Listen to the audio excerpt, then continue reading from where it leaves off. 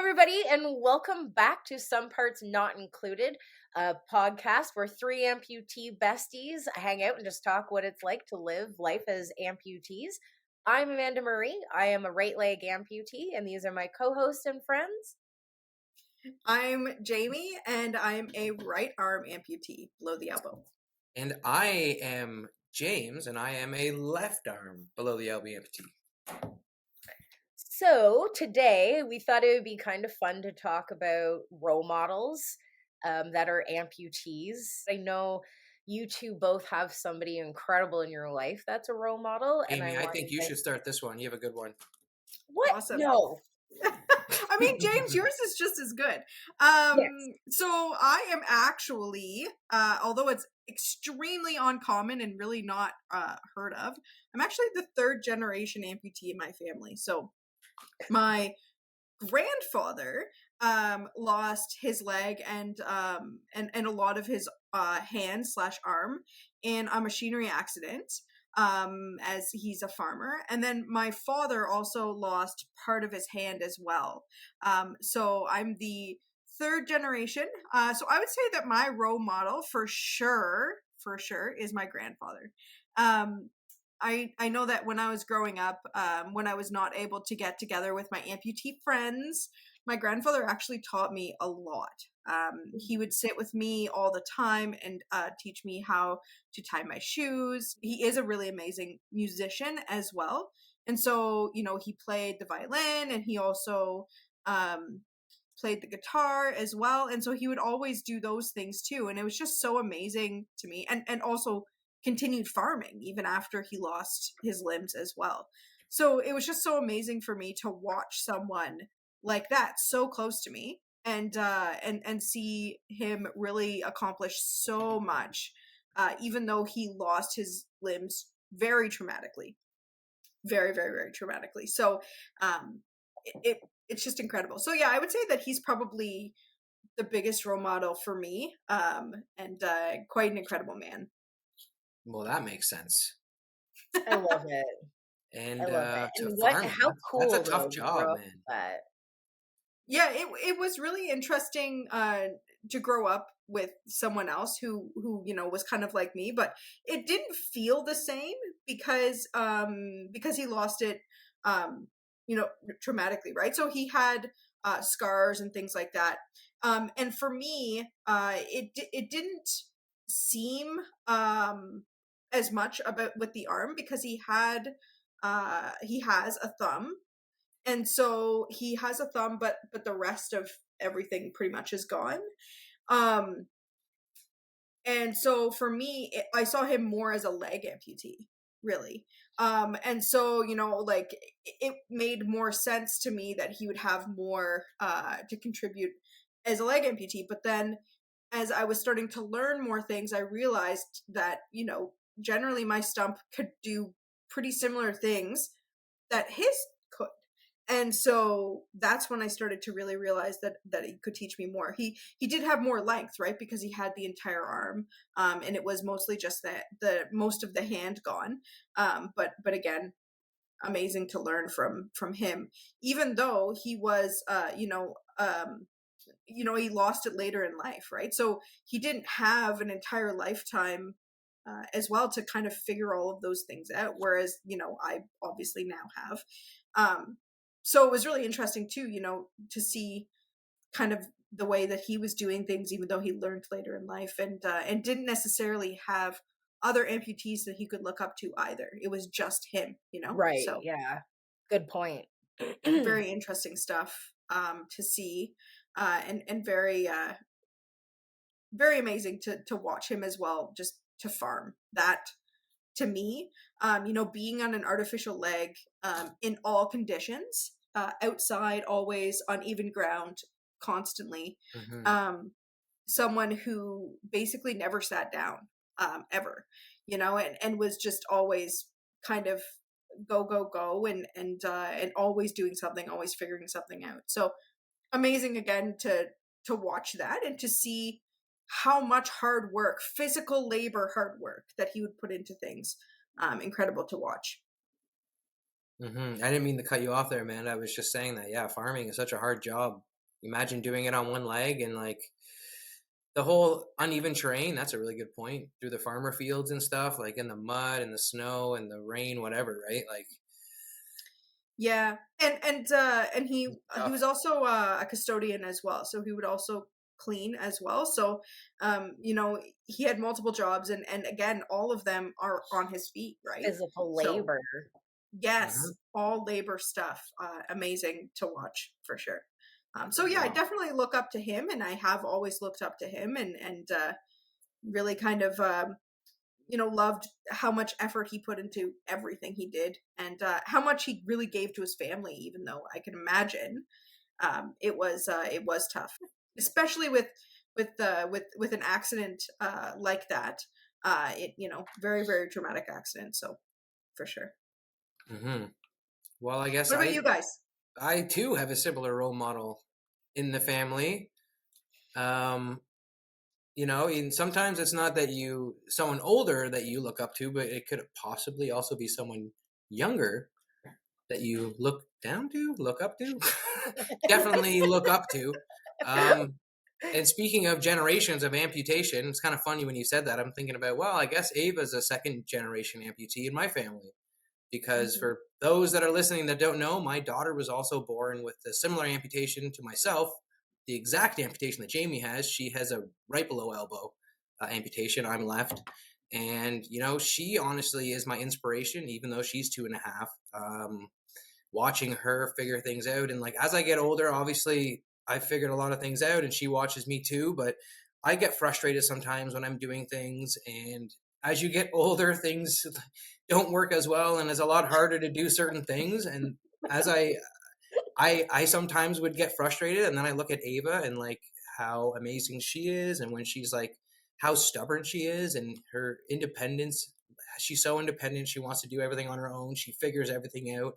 It's kind of amazing to watch that over again. She's literally like a mini me, but I'm inspired by that to be like better with the things that I do with, you know what I mean, with my own amputation. I'm looking at her and I'm like, man, she's figuring things out. And I remember being that. And now that, as I said, I get older and a little bit frustrated, I try not to when I'm looking at her and I'm like, there's a way to figure everything out. And I know that. And I hope I'm kind of somewhat, you know what I mean? Like a role model. I know she looks up to me and watches the things that I do, which is pretty amazing to see. Like, not a lot any other amputees like have that. Like Jamie, you said like how rare it is to have another amputee in your family. Like it's probably a 1 in a million chance. So for her to like, it's crazy just watching her do the exact same things that I do with my nub, like the way I hold things and the way, of course, like having like a myoelectric hand that opens and closes. Like she wants to have that, and she has hers. She just got her myoelectric arm, and I watch her with that arm, and I'm like, oh man, she's gonna be amazing. So yeah, she inspires me every day. Obviously, that would be she's my number one now. Um, I could sit here and go on and on. I won't, because she's just, you know, what do you She's just so adorable. she's just the Like, most She really adorable. is. yeah, She's my world, man. So it's it's incredible to watch. she's amazing. Just watching her every day. But I actually have a list, so I'm gonna say three. So number one is my daughter, if that's okay. I would like to start there. Yeah. And number That would make two, sense. I don't need to go on and on about the second two, but number two, having being like I've had the honor and privilege, you two, Jamie and Amanda, to meet so many war amputee veterans like over our lifetime, right? That have helped us tremendously in our lives. And there's one war amputee veteran that I used to see at events all the time. Um, his name was Arthur Files, and he was an arm amputee. He lost his arm, obviously, in the Second World War, obviously, but he did lose his arm in the Second World War. And so I just used to see him as a kid growing up at events, and he was always like so nice to my family, and he would come up and be the first one to talk to us, and you know, show his arm to me when I was a little kid, and be like, hey man, like hey Junior, you know, it's gonna be all right. You know, I have my arm off for all this time now, and you know, like I'm able to do anything that anyone else can do. And yeah, I looked up to those guys. I knew many war veterans, obviously, but he's the one that sticks out in my mind because I remember him as a kid growing up. So That would be my number 2, and then number 3 is sports related. I'm a big sports guy. I love hockey, love all sports, but so my number 3 is Jim Abbott, whom I don't even know if you guys even know who that is. I You do. I do. Yeah, so Jim Abbott, for those of you that don't know, played in the major leagues, and he's a baseball player. He played pro. He played for I do believe he played for the Chicago White Sox, and he played for the Yankees for some time. Professional athlete with the same amputation as me. Like, I was a hockey player growing up, but that didn't matter. Like, all us arm amputees that I met over time looked up to Jim Abbott. He was always amazing. He threw a no-hitter. I do believe he threw a no-hitter. That might not. I didn't do my research before this, but I'm pretty sure he threw a no-hitter, which is amazing. If he didn't, Do I your apologize. research. Baseball fans are going to come on here and be like, Jim Abbott never threw a Yeah. no-hitter. No, but My obviously dad just will being know. in the pros. And you know what? One thing that always came to my mind later on in life now, thinking about a professional athlete, pitcher, is how did he not throw his one good arm out? He had a full career, I do believe. I wonder if he has just riddled with tendonitis after his career, because or maybe he was just like such a strong, athlete body that he just never, because I know from playing sports I have tons of tendonitis, but anyway, yeah, Jim Abbott, that's a tendonitis. We don't want to go down that road. That's a whole other episode. So those are my 3. I can Three. count. Yeah. Amanda, over to you. Amanda?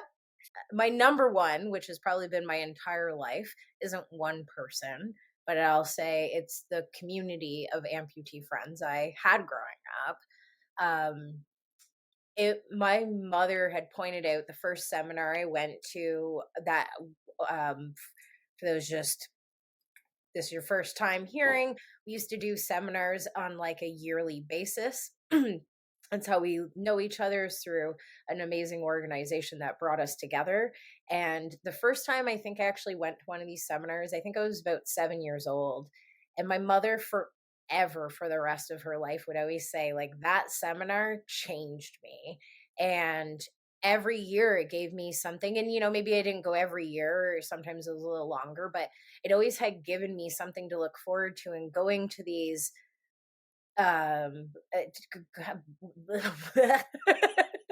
what do you call them, You get events. emotional thinking about it. Going Yeah, to these events. Yep. I'm just tongue tied in general, but yeah, going to these events, my brain was like, is it an event? And then nothing came out of my mouth.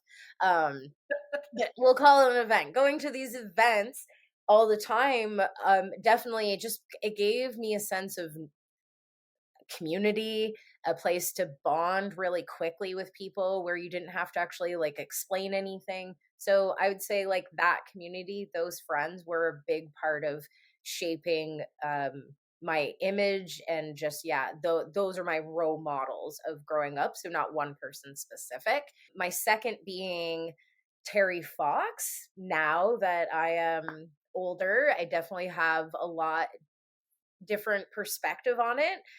Growing up, I wouldn't say that it was necessarily a role model. I just always remembered being teased and being compared to Terry Fox growing up. And when you're a really young child, you don't really understand it the same. Like, there's not really anyone out there that's an amputee in the public image. And so then when there is one, and then you get teased for it, and I struggled, like, I couldn't even participate in the Terry Fox runs. So it was like, it just felt really, and like, I don't know, it was just a very odd experience as a child. And now as an adult, I can explain and have a different perspective. So as an adult, I actually look back and I think, like, I'm really grateful for his existence and everything he's done. And especially when it comes to, like, even cancer research, and, not just for amputees, but for more than one community of people. This person is incredible to what they've done for so many lives. So that will be the other person I will say in this example. Of course, Terry Yeah. Fox. He's Yeah. on my list too, by the Absolutely. way. Yeah. He's on every Canadian's list, I think. He's not even amputees. It's just He's like Actually, number one in there's Canada. One of them. somebody who lives out, oh goodness, out west. I don't remember their name exactly, but they're like Jackson. I know that was their first name. I don't remember their last name, but he just walked across Canada slash ran across Canada. He's not an amputee at all, but he did it in honor of Terry Fox, and he would live stream himself every day and upload little videos about where he was every day. And I literally, that kind of actually made me, this was recent, it really made me, he loved Terry Fox so much, it made me change my perspective on it. And so, like, shout out to that guy. What a beautiful soul for what even he did in honor and carrying on that legacy too. Like, incredible, You incredible gotta soul. love Terry, man. Yeah, Terry is the man. absolutely. Absolutely. I I think can I just say one thing before you move on that really bugged me about that, about what you were talking about, is that kids actually teased you by calling you Terry Fox. Like, what kid doesn't like respect Terry Fox so much that he would I don't think they were making use? fun of Terry, which is But something. they were making fun of a leg amputee with that reference, right? So that's so, to Yeah, me, I like, I mean, can't even believe that a kid would do that. Like, because I've been to so many different schools and Terry Fox runs and stuff and done presentations and stuff, and all the kids are so, it seems like they would positive. be so Yeah, respectful and love yeah. it, but it's And I'm so, not saying that it's was always good like to hear. That's all. every kid. Like, maybe it was like Some, one or two people, yeah, but well, that's right, man. There's always the one or two, right? it's always the one or two that Unfortunate. That's all. That's all I'm saying. that That yeah, when you yeah. said that, I like cringed. It's bugged me so much. I'm like, I can't even believe other kids would like tease an amputee and reference Terry Fox about it, and like use it as a tease. It's like, I would be proud Yeah. to be Terry Fox. That's what. But you don't feel that as a kid. You don't know, right? How to react to it. No, and when I'm talking young, I mean like younger Yeah, than I 10. know. So Yeah, for like sure. your brain isn't actually like really connecting um like the whole even grand scheme of it. It's just kind of like you want there to be positive things that are said to you, I guess, when it comes to your amputation or whatever. And so when it's Oh, not, then it takes you off guard sometimes, right? And then it's it's a core memory for the rest of your life yeah, until for you sure. die. We'll be 70 and still talking about like this 6-year-old said this to me in grade one. Uh, I've had a lot of nicknames over my time where I was teased and stuff. They're funny to yeah. look back on now, but as a kid, they were so cruel. But And truthfully, probably if somebody said those exact same words, which I don't even know what they are verbatim to me now as an adult, I wouldn't even take it that way at all. But like, maybe my 6-year-old brain downloaded it that way because I just had no other people around me that were amputees, right? And this is probably even like pre going to our seminar days with yeah, other amputees. So while as an adult, you can appreciate how everything's awesome it different. is to be compared to Terry Yeah. Fox. Yeah, Really. oh, yeah, yeah, for sure, for sure. And maybe they meant it in a positive way and I didn't take it positive. It's hard to say when you like look back at things, Like, right? as an adult, if someone said that to you, oh my God, could you I would imagine adults being like say, that? That's yeah, crazy. so Hey, check out Terry over there, walking on I one don't leg. think anyone like literally called me like It'd be Terry like, or hell anything. yeah, man. I No, take I that as don't a think compliment. that if someone did that to me now, I'd be like super pumped. I'd be You would like, be heck like yeah, because flabbergasted. I'm barely running across my house, let alone across Canada. Hey, So hey, check out old Terry Fox coming down the lane. yeah, I what don't know that You're like, hell that yeah. what's really that Anyway, interesting I find is that there aren't that many like amputee role models like in the public or like in, like mainstream media it and things feels like like that. now everywhere I look, we There have are more. examples Yep. now, or there are more everywhere I look, meaning like, that a controversy will happen and then all of a sudden every company is like, let's throw an arm amputee in there or an Yes. amputee of some sort, So let's true. Yep. yeah, like let's hop on this bandwagon, which is like great and not at the same time. But Yeah. with But that when being we said, were but definitely when we were growing up there weren't as many at all. Like there No, were. like I really like growing up, I really don't feel like I knew every amputee in where I lived for sure. Like I knew it was like an exclusive club. I know now I don't know every amputee that lives in my area. Growing up, it was definitely felt that small even within your community, let alone in the public figure, right? Um Mhm. but I think ultimately that also led to me having a great sense of humor and learning how to like navigate and stumble through the awkwardness of not having other amputees around you with a sense of humor. And usually it was Yeah. because like funny things kept happening to me. Like, I don't know about you, I am very clumsy. Tell us more. Is I that know an that. amputee thing or is this just a me thing? It's got to be an amputee thing. It's got to be. Okay. I think it's honestly, Amanda. I think it might be half and half in your case, but it's Just definitely a leg amputee thing, no doubt. leg amputee? You don't have I these think issues as leg an arm amputee amputee? more than arm amputee. Well, Oh no, not no, even. That's no, not. That's what am I even saying? no. What am I even saying? James, I would kind of put you as I'm not as clumsy as me, but not as smooth as butter, you know? no, not by any Definitely not. stretch. I'm I'm a, definitely a very, very clumsy person. So I've just Which in crushed things with the hand by accident. I'm just remembering now. Like there's that. um which I'm sure has led to like a lot of funny stories for each of us. So I many. feel like I could go on for days, but sometimes I don't remember funny stories too. And then other people bring them up to me, and I'm like, I completely forgot that that happened. So if you're one of my friends who's watching and has a good memory on a funny story, I definitely want you to send it to me or drop it down in the comments below and we'll talk about it. But segue into some funny stories. James, you told me you have a few for us today. I have I have many funny stories. My number one funny story, you guys have heard it before. I've told it many times. We all know it.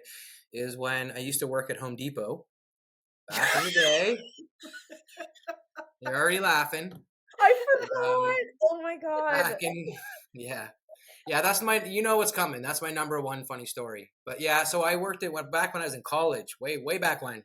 Uh, I worked at Home Depot and I worked in the lumber section, so I'd operate their saw daily, and I got pretty good at it actually. But I used to wear a passive hand. So if anyone doesn't know what a passive prosthetic hand is, it's not a myoelectric. It doesn't open and close. It's just a static hand that looks like a realistic hand.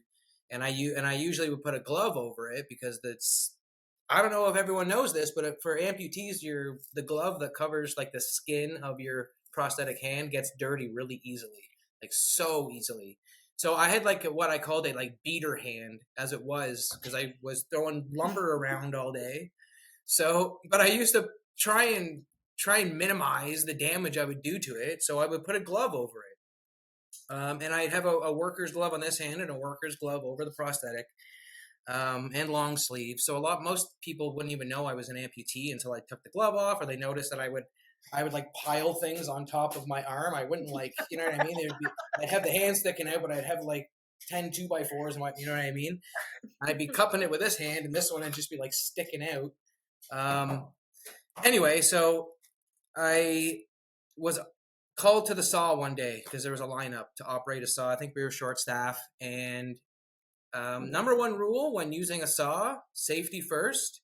No dangly clothes, no jewelry, no gloves would be the main part of the story. You're not supposed to wear gloves when you operate a saw, so you have to take anything and get caught in the saw off.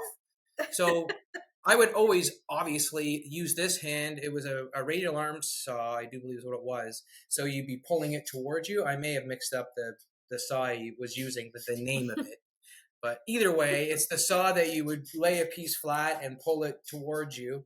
And a lot of times I'd be holding the wood with my prosthetic hand, like on the other end of the wood, as I would pull it towards me, just holding it in place, making sure that didn't move around when you're trying to cut it. You want to cut it precisely, especially when you got a lineup of customers and you cut a half-inch off or something. That would not be good. You want to make sure it's precise. So basically, long story short, I didn't take the glove off this hand. When I got called to the saw, it was a huge line. I was just rushing, and I was cutting like quite a long piece, so I had to pull the saw all the way towards my body. And I guess my prosthetic hand with the glove on it still, was a little bit too close to the saw. So as I got close to my body, it sucked my prosthetic hand by the glove into the saw, and it went until I pulled the hand out. And then so it was just a big puff ball, like the glove. It was like a puff. It had just been eaten up. And then 2 of the pinky and the ring finger were dangling. And it had cut like into the hand. And so I had a lineup of people behind me. So they clearly all just freaked out. One guy yelled, "Where's the blood?" I do recall. And there was also a little boy beside me. And I think he made like a Terminator comment, like, "What is he, a Terminator?" or something like that. And that was what made it so funny, is when the kid said that. That's what made me laugh.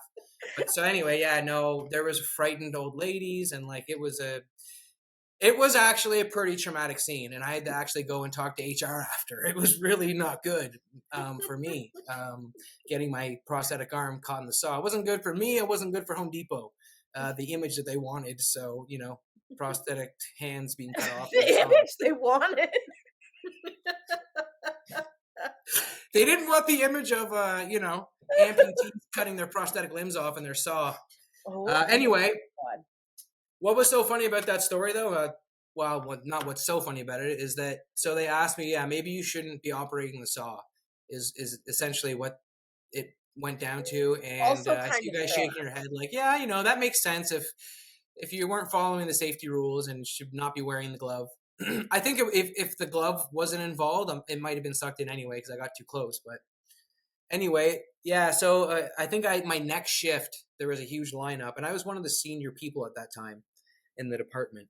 So the very next shift, the huge lineup of the saw, and I was the fastest at the time on the saw. So they're like, yeah, just go cut. Just don't get your prosthetic caught in it again.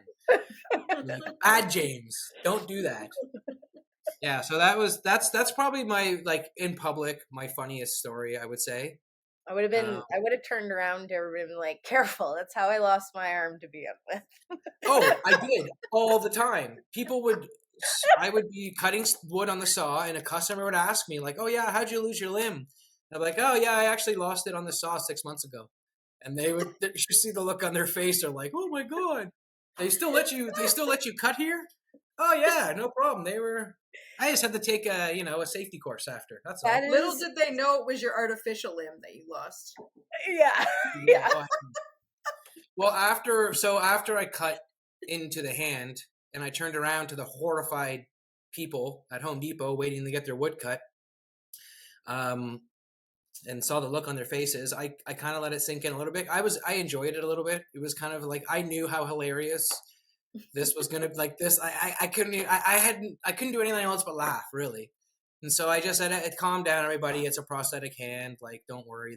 And I took the glove off. I'm like, "Yeah, I'm really sorry to freak you out. Like, this is a prosthetic hand, though. It's not real, and it is not good that I just got it caught in there because they're not cheap, and like it still sucks." I was just you know what I mean? It's funny because it's not a real hand, but realistically, the entire situation isn't. Yeah, I mean, you can't really help but laugh at that. It's funny because everyone was traumatized. That's why it's so hilarious. The poor kid, man. That's the only thing that I kept thinking. Like, not even the old ladies, but the poor kid. What is he, Terminator? Oh my god. No, I feel like the kid probably did, like, just because they said that, that's why I'm making the joke, because I think the kid probably was the least traumatized. Like, they just downloaded it as, like, a robot situation rather than of all the safety presentations that I've given in schools, too. Like, you know what I mean? I've given so many of those presentations at schools. like Oh, safety yeah. presentations, right? Kids. And it's so funny that I would be the person that accidentally got my hand caught in the saw at Home Depot. But hey, I was remembered at that Home Depot for years. I bet if I go back, people would still be like, "Are you the guy? The Are you funny that guy?" thing is, that's not even the story I thought you were gonna tell. I thought you were gonna tell a different story, which now am I thinking, was this even you? I thought it was a Home Depot story where you were up on a ladder and someone was asking where something was and you pointed and you were like, yeah, it's over in aisle blah blah blah, and your arm went flying off into somebody else's cart. Was this you? Yeah, that did happen to be Okay. too. That was me too. That was me too. I actually forgot about that. Oh my god. That's the story That's I what I'm thought. saying. I have so many of them. I can't even remember half of them. I'm so glad I remembered this. That's the story I thought you were gonna tell, because I nearly like peed, and then you had to go down to the person, just be like, "Excuse." They didn't notice. You had to be like, "Excuse me," and like, "I need this Grab back." I just dropped my arm in your cart. No, and there's Good actually. literally so many stories at Home Depot. Like every day there's like an amputee pun or joke happening because every day people would ask me if I could give them a hand. So it's like it's hard to resist daily not to just hand your prosthetic arm off to somebody and be like, "Here you go. Here's a hand." Absolutely. Just to be I got to entertain myself at this point. That's sort of what it was. It was like, like I get questioned daily, man. I got to deal with that. I got to answer about my amputation daily to people. So why not make up some stories to entertain myself along the way? Like, you know how many stories I've made up that people ask like how you lost your Absolutely. limb? My Like I know you favorite. guys have both probably done the same. The shark story. Everyone uses I don't every do it. I amputee was gonna uses a shark say, story once, right? yeah, the sharks don't. Okay, I would only do it in a scenario where it fits. So I love to seize the opportunity. This is something new I started to do the last few years, where somebody just said something and the timing felt appropriate for me to respond with, "Careful, that's how I lost my leg," or like, "It's how I actually lost my leg," and it's just like, honest to God, I can't even like. It's something super easy. Like my one coworker had posted a video of a squirrel, like he was feeding, and it likes to like run up right up his leg and like get it. And that would be an opportunity, I guess, for example, just to be like, "Oh, careful, that's how I lost my leg. Like squirrels running up it, blah blah blah." So, anyways, I always just look for those like opportunities to just throw that out there and take people off guard. And I promise you, if it's in like a work environment where people are least expecting it, like I just like shock value. I like Hmm. morbid humor and shock value. I feel like Absolutely. mostly, and you're not wrong. I think what happens is like we adapt to constantly things are happening to us that could be embarrassing. And so you kind of get to take a route of, am I going to be embarrassed about it or am I going to laugh about this? Right? Like you're put into a situation where you're like, I'm the center of attention and now I need to respond. And I don't like being the center of attention. So I don't like when people start to be like, oh, are you okay? And most of my things that happen to me are usually falling. Um, I fall a lot. So I'm sorry. It's just that one. it's That's the funnier if funny you're story there. that I had picked for you. It's like in my head, I'm like, is that? It was funny. It was No, horrifying at what first. No, story? it's funny. It is Tell funny. me, what story? When we were walking that one night on the sidewalk, and it was icy. It was in the middle of winter, and Is this our bush adventure? it was our bush adventure. We had just come back from that, and we were walking down the sidewalk in the winter, and it was icy, and you just ate shit. You fell so bad. That's what I mean. At first, it was horrifying, but once I saw you laughing, then I was laughing. We were both laughing hysterically because. But dude, I've seen you fall so many times, and I it's did. funny each time. But it's I still. know. It's So only funny when you know you're okay because you're also yeah, like, shit. I hope she didn't hurt correct herself. me if I'm wrong. It also might be my delivery of the fall. You fall so funny. That's it's you fall funnier than anyone else I've ever seen fall. I'll just say that. I'll just say that. For sure. I For turned into a sure. teapot. And that includes the stupid shorts that you watch where like YouTube and TikTok, No. all that crap where people are falling. And I always get like, so my perspective is always so vastly different because it's always like very quick for me. And so a lot of the time, one of my favorite stories my best friend brings up to this day, we were walking side by side and he sees it from a completely different perspective from me. So it's so funny to me every time he brings up, he's like, you got to be careful walking beside her because out of nowhere, she'll just slap you right across the face. Because when I fall, my artificial leg and the knee like buckles at this rapid pace that like flings your body. Like I can't explain. You're like a slingshot to your own It's self like in the it's middle funny, of the but you air. feel like you shouldn't laugh at it. That's No, but you know, nothing. she's Yeah, it's like a slingshot. But it's just my own body in the air. There's nothing else that's contributing to it, which is why it's so funny. But we were walking along and my leg just buckled on me. And my natural yeah, and you reaction just was go just back. like, I was just swinging, like, I don't know, trying to get my balance. And I just smacked him right across the face. But he didn't see I lost my balance. So he's just walking and just gets like, And you get smacked. bitch slaps so hard. He nearly goes down and he's like, what the hell was that about? Like, these are the moments. It's hard to like, I don't know. Sometimes I'm like, they're not that funny to tell, but they're funnier in the moment. You know what I mean? There's Mhm. one specific fall story I will tell though, because to me it's still funny. Um, it was like grade, I want to say 9 or 10. And so, you know, you're fresh into high school or where we live. That's like, you know, grade 9 is starters. And I went to a high school where I didn't really know a lot of people to start off. And so I got invited to hang out with this group of kids that were all friends from forever. And one of them was my crush, of course. It always has Scandalous. Yeah. to. Scandalous. There always has to be a crush involved if I'm falling and humiliating myself, right? So that's just how it is. So I get invited over to this person, not this person's house, but one of their houses, and they're going to be over there. And so, you know, your 13-year-old little brain is all like, oh, I'm nervous. They're going to be here. And that's what you're thinking of. So I go into this house I've never been in before, and we're supposed to go watch a movie. And I didn't know where I was going in this house. So they're like, oh, yeah, just the parent tells me, like, just walk straight through the doors, turn to the left, and it's the first doorway on your left. I'm like, okay. So I follow. It's pitch dark. So I'm not turning on lights. I'm just kind of trying to, and I'm one of those people who's like, doesn't want to put people out of their way. So I'm just like, I'll just navigate around gently and figure it out.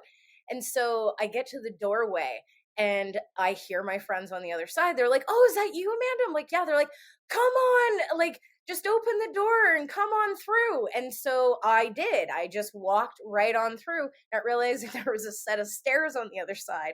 Oh So no. I literally just open the door and start tumbling down the stairs. These stairs are so damn long. I had the opportunity to ask, when do they end?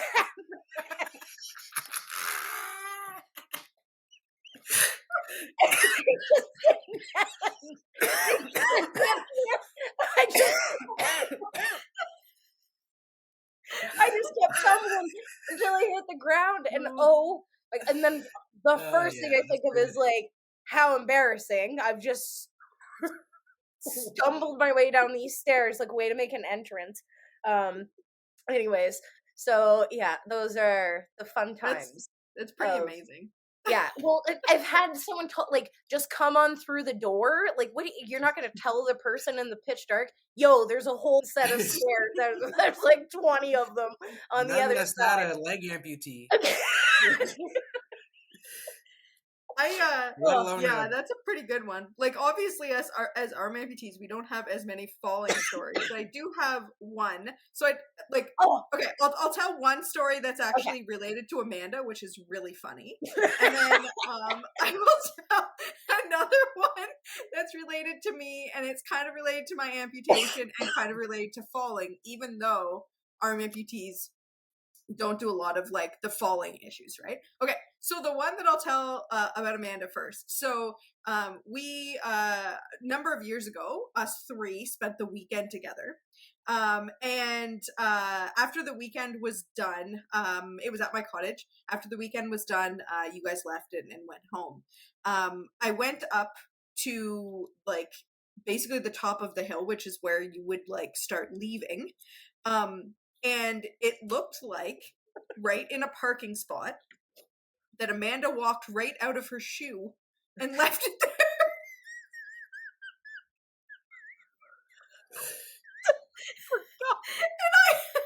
and I kept this shoe for so long. I think It's I threw not it out your recently. shoe? Oh my god. What's happening? What is happening? I'm just remembering now. It was literally in a parking spot. And it would have been like where you would have got in the car, and you probably like as you were lifting your leg. So it was your shoe? It was your shoe. So you left it. I've lost 2 shoes this way. So you lose. Oh my god. Anyway, it was so fun. I was like, "Is this your shoe?" And you're like, "Oh yeah, I only have one." Oh man. Oh my god. Do you still have it? I think I Do threw you it out still- recently because Oh, this is like 11 years ago. I don't even know that I still have it. Holy shit. That is, I forgot about that completely until now. And that is the second time I have lost a shoe from getting in a car and not realize until I got to the other destination. And then I was like, where is my shoe? Life of a legend. That's funny. And then there's another really, really funny one that actually happened to me recently. So I moved into a new house. And after I moved into the new house, like almost immediately, my dishwasher quit. So like, you know, I called someone, I got it replaced, whatever, blah, blah, blah. Come garbage day, the dishwasher needs to be out at the curb, obviously, so that it can be thrown out. Me being a short, one-armed girl, I thought it was such a great idea that I took it out myself. So as you start to take out a dishwasher, you know, normal people would literally pick it up and carry it out. But I can't do that, right? So I start dragging it on the driveway, realizing that at 6:30 a.m. it's making way too much noise. So I decide, okay, fine. All I need to do is get it to the grass, and then maybe I can drag it over to James. That's a bad idea. Maybe I could drag it over to the curb. So I drag it to the grass. And as I'm trying to drag it to the curb, I'm like, this is heavy. Like, I can't do this with one hand. And I was like, how am I going to do this? Oh, I know. I'm going to tip it to like the least amount of touch points on the grass. And I'll be able to quickly and easily drag it across the grass to the curb. Okay, so this is what I was doing. And I was going so quickly that I was like, look, I'm making so much progress. Until I got to the curb, fell backwards, and hurt my tailbone majorly. Oh. Is that how you hurt your back? No! So you had a little bit too much momentum. Surprised that dishwasher didn't just dig your lawn right out. Like peel I'm it surprised off. it didn't fall on me. That's the other thing. Yeah. Jamie's just out front doing like. I just picture Jamie in my head at 6:30 in the morning, like like dragging this awful dishwasher across the concrete. But here's the And thing. then into the grass. I bet the neighbors were watching, like, look at that. Hey, look at this is the new neighbor that just moved in, and Exactly. oh, there goes the neighborhood. Oh. Well, if they have a problem with it, maybe they should stop judging through their windows and go give an extra hand, since they likely have two. Just Yeah. So It's funny stories just go hand in hand, no pun intended, with being an amputee. And it's good to like use it's good to use humor. I think we all do it. Like, it's good to laugh. It's good to be able to laugh at yourself. Like, everyone has things that they don't like or whatever. Everyone's got an issue, whatever. It's good to be able to laugh at yourself. And I think that that's a good icebreaker when you meet people. You make a joke. Like, I've done that so many times. Like, make a joke when people, like I said before, they ask you all, like before you get an opportunity, they get an opportunity to ask you about your arm. You could like sometimes make a little joke or whatever, or like being in a crowd where you haven't really, people notice you're an amputee, and like say you're like watching something, there's like people that you just met, and like some sort of like amputee reference comes up, and then everyone's like kind of like looks around like they're waiting for They you to want say to something, know. like you're Can watching I a have a show or a clue to movie, laugh? and it's just like, oh, like it wasn't me, it's a one-armed man, like the classic line, right? Like from that one movie, but that's just an example. I actually have a really funny story about one time when I met an amputee and I didn't realize that they were, but we met like from a mutual friend. So I was out visiting my friend in the West Coast, and him and I are pretty close, and we meet up with one of his friends who is also an amputee, but I didn't know. And this person was driving the car or whatever, and I just didn't realize. And he was making jokes about being an amputee and whatever. And I was like, "Did you like?" I turned to my friend. I was like, "Did you tell him?" My friend's like, "Tell him what?" I didn't tell him anything. I was like, "Well, why?" Like, and so I made a joke. I was like, I don't know. I can't remember exactly what I made, but it was basically reference that I was also an amputee. And he was like, "No way, me too." And he holds up his hand, and he's like missing partial hand or whatever. And so I was like, "What?" I was like, "Why didn't like?" I turned to my friend. I was like, "Why didn't you say anything to either of us?" And he's like, "I I thought love it when would that be really happens. funny." Yeah, He's like, this is way funnier to experience than to have just told you in advance to make you excited. absolutely. Yeah, I'm surprised your amputee radar didn't go off. Me too. We So all have a heightened amputee radar we do. I smell him a than the mile away. average Joe. I feel like I'm spotting prosthetics all over the place. Then you get up close, you're like, oh no, it's just his hand is dirty or something. Or something, or like they got weird boots on or some shit. Oh, Like, hey, or you ever saw another amputee and you're like, hey, yeah, me too, and they're like, they just don't want anything to do with it. They're Yeah, like, yeah, whatever, buddy. yeah. It's like, oh, well, sorry. I get so excited, like embarrassingly excited, um, because it's, I don't know, takes you off guard that you just get to see somebody else just like you and you're not expecting it. And so you're like, and then you realize like you might look like a freak following around a complete stranger, just being like I want to say hi to you. But yeah, definitely. Oh my goodness, you guys made me laugh so hard. My asthma wheezes have kicked in, so that's That's good, man. Those are some funny stories. Then hopefully other people will enjoy them. I'm sure they will. I totally forgot about you having my shoe, Jamie. So that just made the rest of my night. I'm totally going to go hunt through a closet and go look to see if I have the other shoe. I don't think I still have yours. I'm sorry. That is okay. It would just be funny if I still had it. So, yeah. Man.